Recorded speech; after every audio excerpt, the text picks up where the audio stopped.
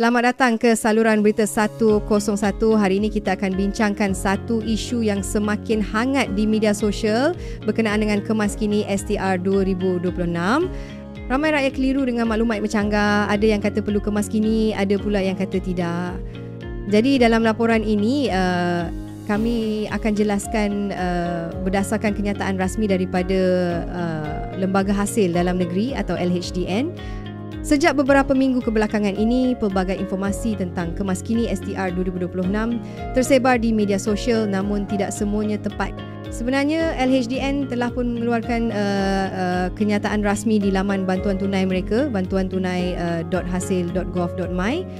Menurut LHDN, mana-mana penerima STR yang tidak mengemaskini maklumat selama 3 tahun berturut-turut diwajibkan untuk membuat kemaskini bagi permohonan STR 2026. Ini bermakna jika anda sudah 3 tahun tidak mengemaskini, anda perlu lakukannya segera bagi memastikan permohonan anda dinilai dengan betul dan tidak menjejaskan bayaran fasa pertama nanti.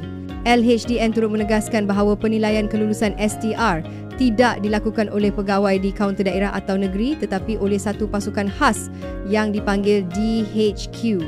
Pasukan inilah yang akan meneliti setiap permohonan dengan lebih terperinci.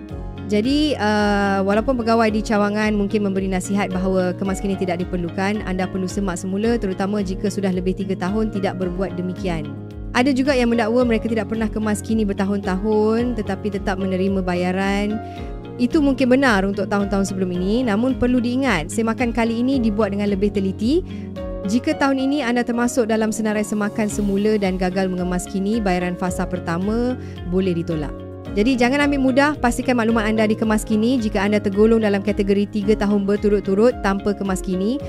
Bagi mereka yang baru mengemaskini pada tahun lepas atau 2 tahun lalu dan tiada sebarang perubahan dalam maklumat, anda tidak wajib untuk kemaskini semula, tetapi jika ada perubahan, lakukan kemaskini supaya maklumat anda kekal tepat.